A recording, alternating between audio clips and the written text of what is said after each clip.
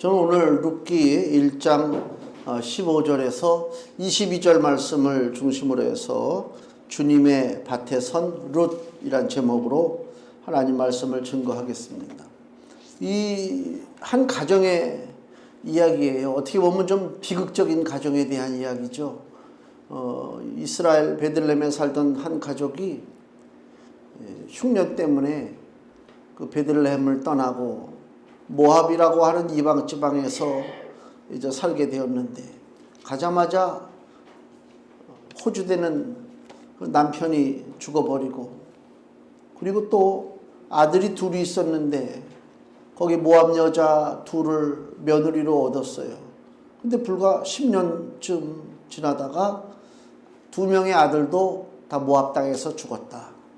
그러니까 유대 그 베들레헴에서 살다가 흉년을 피해 모압으로 이전했는데 짧은 세월 동안 그 집안의 남자들이 다 죽었다. 보통 심각한 일이 아니잖아요. 뭐 이런 가정이 어디 있겠어요. 그 아픔을 이제 하나님께서 돌아보시고 새롭게 회복되는 이야기가 오늘 본문의 말씀입니다. 그래서 이들이 이제 이 집안에는 남자들은 다 죽고 시어머니 나옴이라고 하는 시어머니하고 두 며느리만 남았어요. 자, 이제 어떻게 할 것인가? 어떻게 해야 하나님 주시는 은혜를 회복하고 바르게 살 것인가? 여기 보면 우리 1장에 룻기 보면 나옴이라고 하는 시어머니가 나오잖아요. 이 나오미의 그 태도를 우리가 한번 볼까요? 15절 말씀 보세요. 나오미가 또 가로되 보라, 네 동서는 그 백성과 그 신에게로 돌아가나니 너도 동서를 따라 돌아가라. 며느리가 둘이었어요. 그죠? 둘인데 며느리 하나는 이미 보냈습니다. 여기 8절 보세요. 8절. 나오미가 두 자부에게, 즉 며느리에게 이르되 너희는 각각 어미의 집으로 돌아가라. 너희가 죽은 자와 나를 선대한 것 같이 여호와께서 너희를 선대하시기를 원하며.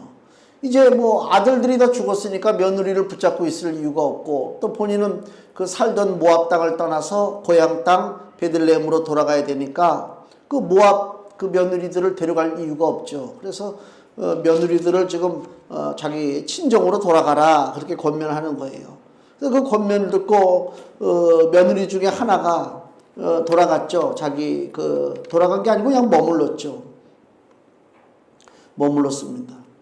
9절 여호와께서 너희로 각각 남편의 집에서 평안함을 얻게 하시기를 원하노라 하고 그들에게 입맞춤에 그들이 소리를 높여 울며 나오미에게 이르되 아니니이다. 우리는 어머니와 함께 어머니의 백성에게로 돌아가겠나이다. 며느리들이 처음에는 그 시어머니의 그 간청을 이제 거부하고 우리는 어머니를 따라가겠다. 근데 시어머니가 너희들이 나를 따라와 봐야 장래에 좋을 일이 하나도 없고 축복받을 만한 것이 하나도 없지 않느냐. 그럴 때 그 얘기를 듣고 며느리 하나가 떠났어요. 14절 그들이 소리를 높여 다시 울더니 오르바는 그 시모에게 입맞추되, 오르바라고 하는 며느리는 이제 작별하고 떠났는데 룻은 그를 붙쫓았더라 이렇게 나오잖아요. 그러면서 15절에 다시 그 나오미가 남아있는 그 하나 며느리 룻에 대해서 네 동서도 같기 때문에 너도 동서를 따라 돌아가라. 지금 그 얘기를 하고 있는 거잖아요. 사람의 정을 우리가 기준으로 볼 때 이거 지극히 합당한 일이에요. 그렇잖아요. 저 아들들이 다 죽었는데 며느리한테 야 너는 죽어나 사나 이 집에 시집 왔으니까 너는 나를 수발하고 평생 살아야 된다. 그렇다면 그것도 이상하게 못된 시어머니가 되는 거죠. 근데 이 나오미는 며느리들을 떠나보낸단 말이에요. 이제 너희들 뭐 책임질 만한 사람도 없는데 남편도 죽었는데 뭘 바라보겠느냐. 나는 이제 내 고향으로 돌아가니까 너희들도 너희 친정으로 돌아가라. 그건 당연한 거예요. 사람의 정으로 바라볼 때는 그렇단 말이에요. 그러니까 정이 많고 며느리를 염려하는 사람이 바로 이 나옴이라고 하는 사람으로 비춥니다. 그러나 우리가 한번 며느리 입장에서 한번 생각해 보세요. 며느리 룻이 그 시어머니의 말을 듣고 자기 고향, 즉 모압에 그냥 머물렀다면 어떤 일이 벌어졌겠는가? 어떤 일이 벌어졌겠는가? 모압의 삶이라고 하는 것은 불신앙의 삶을 얘기합니다. 모압은 이스라엘 백성이 아닙니다. 불신앙의 나라입니다. 하나님을 대적하는 사람들입니다. 세상 풍속을 따라가는 것이고 악한 영을 따라가는 것이 모압의 삶입니다. 그러니까 이 룻이라고 하는 며느리가 시어머니의 말을 듣고 그래 내가 어머니 따라가 봐야 좋을 일이 없겠구나. 내가 내 고향 모압에 그냥 머물러 살아야지. 그러고 머물렀다면 그 인생은 하나님의 저주 가운데 나중에 심판받아 멸망받을 인생이 될 것이다. 그 얘기입니다. 그러니까 무서운 얘기예요. 이게 무슨 얘기냐면 우리가 어떤 일을 할 때 사람의 정으로 따지지 말고 하나님의 뜻이 무엇인지를 먼저 알고 얘기를 해야 돼요. 그렇잖아요. 여기 나오미의 이 육신적인 행동은 지극히 당연합니다. 참 사람이 마음이 포근하고 넓은 거예요, 시어머니가. 그러나 영적으로 봤을 때 시어머니의 말을 만약에 이 룻이 들었다면 룻은 구원받을 기회를 놓쳤을 것이다. 그 얘기입니다. 그러니까 사람마다 사람의 정을 먼저 따지기 전에 뭘 먼저 생각하는 것이 옳으냐? 하나님의 일이요, 하나님의 뜻을 살펴보는 것이 중요하다. 그 얘기입니다. 마태복음에도 보면요. 마태복음 16장에 그 예수님이 십자가의 길에 대해서 제자들에게 말씀하시는 장면이 나와요. 마태복음 16장 21절에 보면 이때로부터 예수 그리스도께서 자기가 예루살렘에 올라가 장로들과 대제사장들과 서기관들에게 많은 고난을 받고 죽임을 당하고 제3일에 살아나야 할 것을 제자들에게 비로소 가르치시니 예수님이 십자가에서 죽을 것을 얘기하는 거라 그 얘기입니다. 고난받을 것을. 그때 22절에 베드로가 예수를 붙들고 가나요 가로되 주여 그리 마옵소서 이 일이 결코 주에게 미치지 아니하리이다. 예수께서 돌이키시며 베드로에게 이르시되 사단아 우리는 보세요. 베드로가 극히 당연한 얘기를 한 거예요. 우리가 만약에 그 현장에 예수님과 같이 있었단 말이에요. 예수님이 우리를 불러 모아놓고 야 나는 이제 예루살렘에 가서 십자가에 못 박혀 죽어야 되겠다. 고난받고 죽어야 되겠다. 그러면 제자된 도리로서 예 그렇게 하시죠. 그렇게 할 수 없잖아요. 그렇지 않습니까? 그러니까 베드로는 뭐라고 그랬어요? 그렇게 하면 안 되나? 22절 예수를 붙들고 가나요 가로되 주여 그리 마옵소서 이 일이 결코 주에게 미치지 아니하리다. 이것은 베드로의 이야기뿐만이 아니라 우리들도 그랬을 것이다. 우리들도 제대로 된 사람이라면 그렇잖아요. 아니 고난을 받으러 죽으러 가겠다는데 아 그러시는구나. 나를 위해서 죽으시러 가는구나. 아 잘됐네. 나는 대신 살고. 그렇게 생각하겠습니까? 예수님 어떻게 그런 일을 합니까? 절대로 그런 일이 벌어지면 안 됩니다. 이게 당연한 우리들의 생각입니다. 그러면 예수님이 그래 네 생각조차는 참 옳다. 네가 정이 많구나. 그렇게 칭찬해야 되는데 마태복음 16장 23절에 주님이 베드로에게 뭐라고 그래요? 사단아 내 뒤로 물러가라.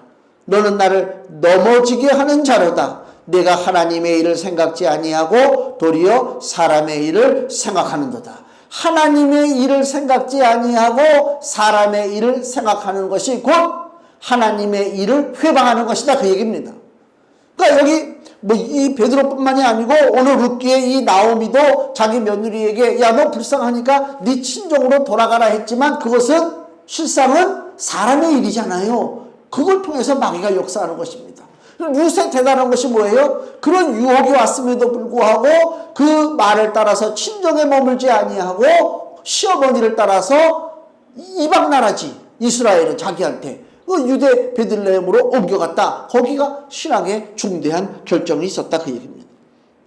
그래서 이 나오미의 그 태도가 그죠? 하나님의 뜻을 제대로 살피지 못하고 인간의 생각으로 움직였다. 또 하나는 20절 말씀을 보세요. 이 시어머니 나오미가 다 좋은데 분명한 것은 하나님의 선하심을 알지 못했다 하는 얘기입니다. 20절 나오미가 이제 고향으로 돌아왔어요. 돌아와서 고향 사람들에게 하는 얘기입니다. 나오미가 그들에게 이르되 나를 나오미라 칭하지 말고 마라라 칭하라. 이 얘기는 나오미라는 이름에는 이제 기쁨이라는 뜻이 있고요. 그 다음에 마라라고 하는 얘기는 이제 고통, 괴로움 이런 뜻이요. 그러니까 동네 사람들이, 고향 사람들이 막 와가지고, 야, 너 이거 몇십 년 만에 왔다. 그리고 환영하니까 나오미가 하는 소리가, 나를 나오미라고 하는 이름으로 부르지 말라. 나를 기쁨으로 부르지 말라. 그 얘기입니다. 왜? 나는 고통을 당했으니까 말하라, 칭하라. 이는 전능자가 누구죠? 하나님이죠. 전능자가 나를 심히 괴롭게 하셨음이니라. 이걸 우리가 유의해서 봐야 돼요. 하나님이 그를 괴롭혔습니까? 하나님이 괴롭힌 적이 없습니다. 21절, 내가 풍족하게 나갔더니 여호와께서 나로 비어 돌아오게 하셨느니라. 여호와께서 나를 징벌하셨고 전능자가 나를 괴롭게 하셨거늘 너희가 어찌 나를 나오미라 칭하느뇨 하니라 그랬습니다. 나오미가 고향 베들레헴을 떠나서 모압으로 이전하고 그 후의 삶은 고통이었잖아요. 남편이 죽고 아들 둘이 죽었습니다. 그거보다 더한 고통이 어디 있어요. 근데 나오미는 그것을 뭐라고 그래요? 하나님이 나를 징벌하셨고 하나님이 나를 괴롭게 하셨다라고 표현한다 그 얘기입니다. 이거는 우리가 한번 진지하게 잘 생각해봐요. 내 인생에 겪는 문제를 하나님이 나에게 고통을 주셨는가 하는 문제를 생각해봐야 된단 말이에요. 더 쉽게 우리가 알아듣기 쉽게 얘기하려면 바깥에 비가 내리고 있단 말이에요. 비가 내리고 있어요. 하나님이 나에게 우산을 주셨어요. 우산을 주셨는데 아니 우산 쓰는 게 거추장스러워. 그냥 확 저기 뛰어갔다 오면 되지. 그리고 내가 우산 딱 던져버리고 내가 바깥으로 확 뛰어갔다가 볼일 보고 들어왔어요. 들어와 보니까 막 비에 온몸이 다 젖고 옷이 다 엉망이 됐단 말이에요. 그러면 이걸 누구를 원망합니까? 비를 내리실 하나님을 원망합니까? 빗속에 내 맘대로 뛰어다니는 내가 문제입니까? 그걸 잘 생각해 봐야 된다니까요. 그러니까 이 나오미가 모압이라고 하는 지방에 가서 남편이 죽고 아들이 죽었어요. 그 엄청난 고통이 있었습니다.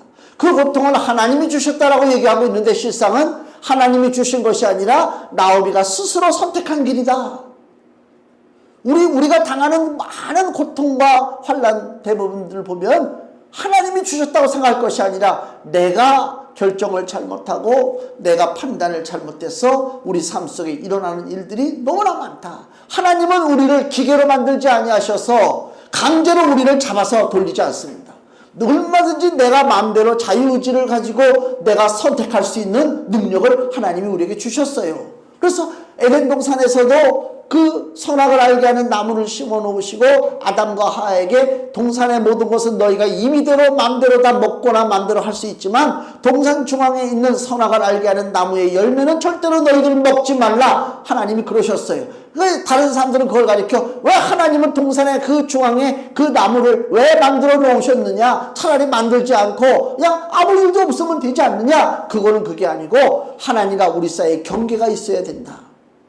우리에게 자유의지를 주셨지만은 내가 순종할 것은 순종하고 거부할 것은 거부하고 이것이 하나님이 우리에게 주신 것입니다.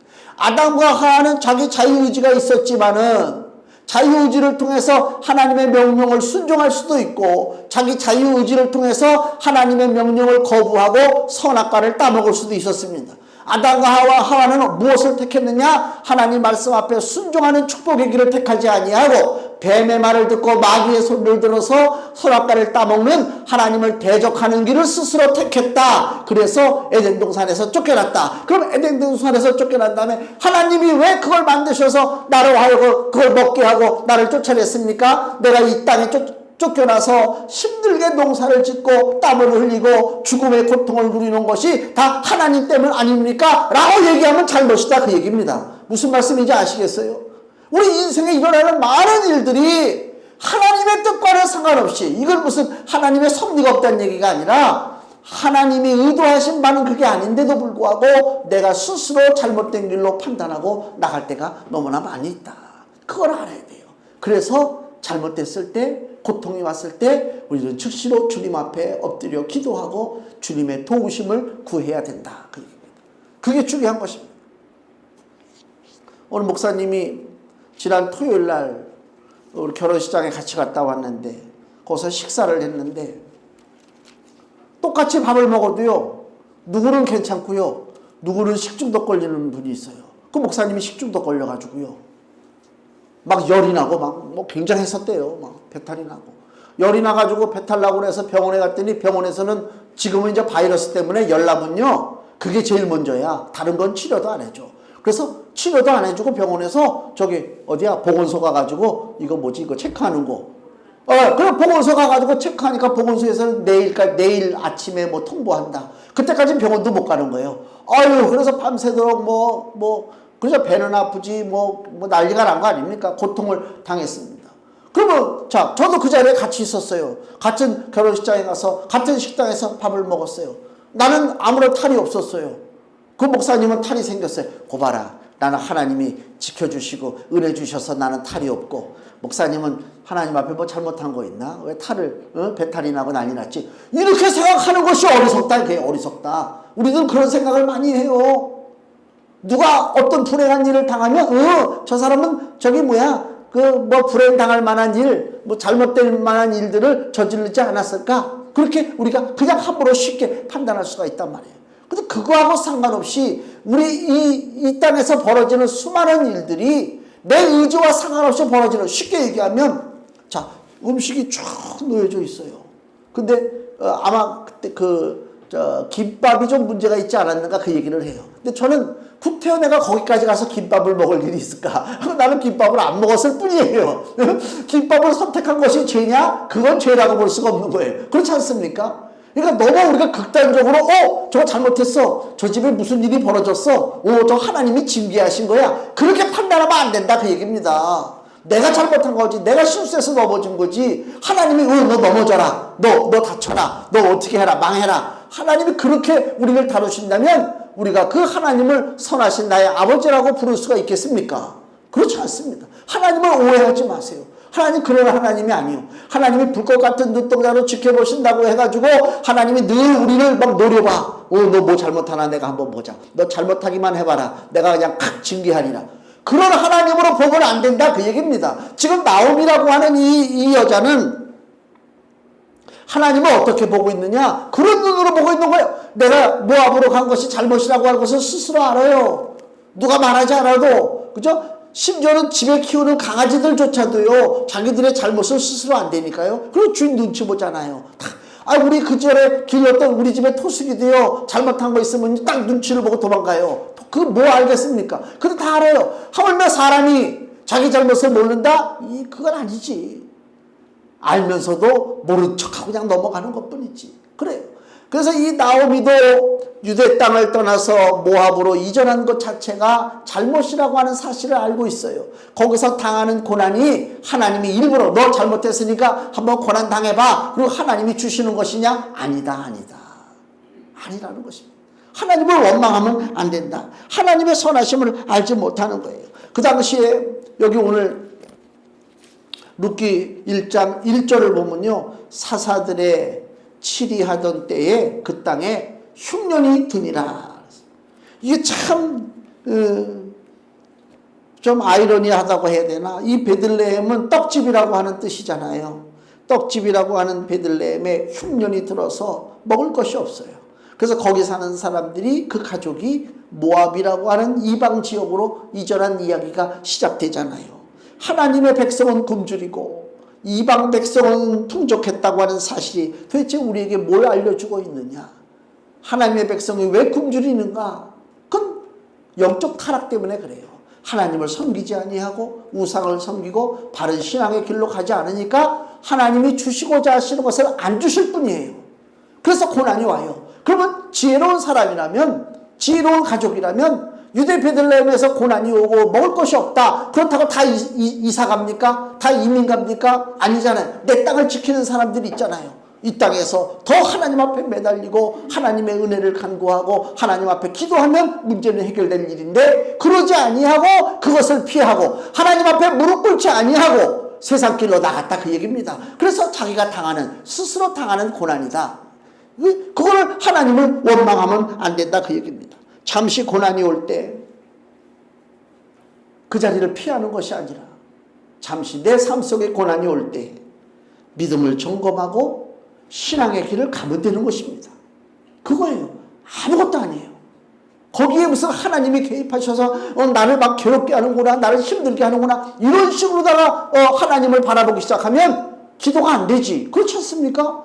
내가 왜 하나님 앞에 기도합니까? 하나님은 나를 사랑하시고 하나님은 나를 이해해 주시고 하나님이 나를 용납해 주시고 그러는 줄 믿기 때문에 선하신 나의 아버지가 되신 줄 믿기 때문에 너희가 악한 자라도 구하는 자에게 자식에게 좋은 것을 줄 줄 알거든 하물며 하늘에 계신 너희 아버지께서 구하는 자에게 좋은 것을 주시지 않겠느냐. 예수님 그러시잖아요. 그러니까 우리가 기도의 전제 조건이 뭐라고요? 내 하나님, 나의 기도를 받으시는 나의 하나님은 좋으신 하나님이다 라고 하는 기본적인 믿음이 있을 때 기도가 나온다. 그럼 기도를 안 하는 이유는 뭐냐? 그 하나님에 대한 부정적인 생각, 하나님은 나를 징계하시는 하나님, 하나님은 나를 야단치시는 하나님, 그런 하나님으로 받아들이니까 그 하나님 앞에 기도하지 않는 거란 말이에요. 얼마나 이게 손해보는 짓이냐 그 얘기입니다. 디모데후서 4장 10절을 보면요, 우리가 장차 주어질 그 상급을 바라보고 나가면 아무 문제가 없어요. 디모데후서 4장 10절. 대만은 지금 그 사도 바울이 로마 감옥에서 죽음을 앞두고 쓴 말씀이잖아요. 그러면서 뭐라고 그래요? 대만은 이 세상을 사랑하여 나를 버리고 데살로니가로 갔고, 데마라고 하는 믿음의 사람이 사도 바울을 버렸다. 믿음의 길을 떠났다 그 얘기입니다.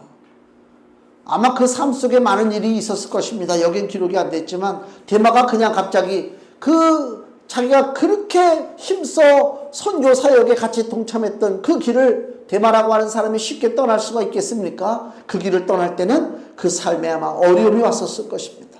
다만 이기지 못한 거예요. 견디지 못한 거예요. 디모데후서 4장 16절. 내가 처음 변명할 때에, 즉 재판받을 때 얘기합니다. 내가 처음 변명할 때에 나와 함께한 자가 하나도 없고 다 나를 버렸으나 저희에게 허물을 돌리지 않기를 원하노라. 많은 사람들이 바울을 떠나서 세상으로 갔습니다. 왜요? 그들의 삶에 아마 어려움이 있었을 것입니다. 그래서 떠났을 것이에요. 그건 뭐 당연하죠. 인간의 정으로 보면 어려운데, 고통당하는데 너 계속 나와 머물러서 네가 고통을 당해라 이렇게 얘기할 수는 없어요. 그러면 많은 사람들이 떠났지만 다 떠났느냐? 다 떠나지 않았습니다. 그래도 바울 옆에서 그 지극정성으로 바울을 섬기는 많은 제자들이 있어요. 바울 자신도 마찬가지요. 인생에 많은 고난이 오고 환난이 오고 어려움이 있었지만 그 믿음의 길을 사도 바울은 떠나지 않았어요. 왜 떠나지 않았느냐? 상급을 바라보는 거예요. 상급을. 디모데후서 4장 8절. 이제 후로는 나를 위하여 의의 면류관이 예비되었으므로 주곧 의로우신 재판장이 그날에 내게 주실 것이니 내게만 아니라 주의 나타나심을 사모하는 모든 자에게니라. 아멘. 상급을 바라보면 현재의 고통을 이길 수가 있다 그 얘기입니다. 그 여자 무슨 선수가 스스로 목숨을 끊었다고 그래요. 무슨 선수지? 사이클인가? 철인삼종? 그럼 여러 가지 뭐 사이클도 하고 수영도 하고. 그거 보통 힘든 게 아니잖아요. 우리 저기 고등학교 때 체육 시간에 저 반포의 실내 수영장, 한신 수영장을 끌고 가가지고 시험을 보는데 25m인가 그래요. 왕복하면 50m. 그걸 수영을 시켜요, 우리를. 저는 워낙 운동신경이 안 좋아가지고요. 들어가면 잠수하더라고, 이상하게. 나는 물에 안 떠. 근데 내 친구들은 또 그걸 25m를 갔다가 오는 애들이, 갔다 와가지고요, 다 올라와서 막 토하고 그냥 막 난리가 나더라고. 그거 갔다 오는데 막 토하더라고. 나만 쌩쌩해. 물 밑에 들어갔다 나온 나만 쌩쌩하더라고. 그게 보통 힘든 게 아니지 않습니까?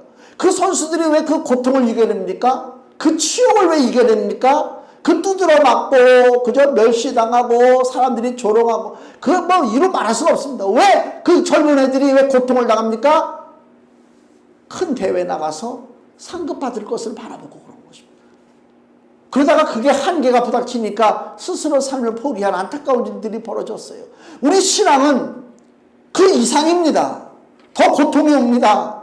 믿음의 길을 가는 게 그냥 뭐 주일날 성경책 끼고 그냥 교회 오면 믿음의 길이다. 천만의 말씀입니다. 그 믿음의 길이 그렇게 간단치가 않습니다. 내가 걷는 믿음의 길, 축복의 길을요, 회방하는 세력이 있습니다. 어둠의 세력이 있습니다. 그 원수마귀가 있단 말이에요. 그냥 그대로 두고 보지 않습니다. 내 삶 속에 수많은 사건을 불러일으킵니다. 그 사건 하나에 내가 빠지기 시작하면 나도 모르는 사이에 믿음의 길을 떠나게 된단 말입니다. 그걸 조심하셔야 돼요. 그래서 하나님 앞에 작정해요. 하나님, 난 어떤 일이 있어도 내가 이 믿음의 길을 상급을 바라보고 내가 주를 섬기고 나가겠습니다. 결단하고 나가야 된다. 그렇지 않으면 우리 신앙의 길은 늘 도전받아 어려운 길이 될 수밖에 없다. 이거. 히브리서 11장 26절 보면 바로 모세에 대한 이야기가 나오죠. 모세의 믿음. 히브리서 11장 26절에 그리스도를 위하여 받는 능욕을 애굽의 모든 보화보다 더 큰 재물로 여겼으니 이는 상 주심을 바라봄이라. 아멘. 상 주심을 바라보는 거예요. 아니 지금 나이는 70, 80대 가지고 지금 이제 나 힘들어 죽겠는데 무슨 아직까지도 받지 못한 상급을 또 바라보란 얘기냐? 바라보라는 것입니다. 반드시 주어진다고 우리 하나님 말씀하셨어요. 진실하신 하나님. 사람의 입에서 나오는 말은 내가 믿을 수 없어도 하나님의 입에서 나오는 생명의 말씀은 완전히 믿어야 될 줄로 믿습니다. 그걸만 믿으면 뭘 믿고 우리가 이 땅에 삽니까? 하나님 말씀에 내 생명을 걸고 산단 말이에요. 상급을 바라보는 거예요. 상주심을 바라보고 살아야 되겠다 그 얘기입니다. 자, 다시 우리 본문으로 들어가서 22절 말씀을 보세요. 끝에 이제 나오미가 하나님에 대해서 오해를 했던 하나님의 선하심을 알지 못했던 간에 이제 베들레헴으로 돌아옵니다. 22절 나오미가 모압 지방에서 그 자부 모압 여인 룻과 함께 돌아왔는데 그들이 보리추수 시작할 때에 베들레헴에 이르렀더라. 이게 은혜입니다. 다시 돌아오는 자에게 주시는 하나님의 은혜의 길이다. 돌아왔기 때문에 하나님 은혜의 길을 체험하는 거란 말입니다. 보리추수가 시작되는 것입니다. 거기서 그 보리추수하는 그 밭에 며느리 룻이 나가서 누굴 만나요? 보아스를 만납니다. 새로운 인생길이 열리는 것을 우리가 알잖아요. 보아스는 나오미 시어머니 나오미의 먼 친척이죠. 넓은 밭을 소유하고 있단 말이에요. 그 얘기는 거둬들일 것이 많다. 거둬들일 것이 많다는 얘기는 뭐예요? 부스러기도 많다. 그 율법에 가난한 자는요 밭이 없잖아요. 먹을 것이 없잖아요. 그러면 부자밭에 가서 추수하고 떨어진 그 이삭들 있잖아요. 떨어진 거 그걸 줍게 돼 있단 말이에요. 그래서 이 가난한 룻이 이방에서 온 이 여자가 뭐가 있습니까? 아무것도 없지. 뭐 하나 사 먹을 것이 없잖아요. 그 부자밭에 가서 떨어진 이삭을 지금 줍고 있다. 그래서 이 보아스의 밭은 약한 자를 살리시는 하나님의 은혜의 밭이다. 그 얘기입니다. 그러니까 하나님이 우리 속담에서 하늘이 무너져도 솟아날 구멍이 있다고 그러잖아요.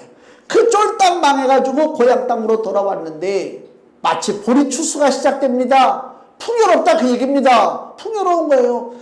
우리 저 개미와 배짱이 얘기를 듣잖아요. 배짱이가 여름 내내 막 놀다가 겨울철에 굶어 죽었나?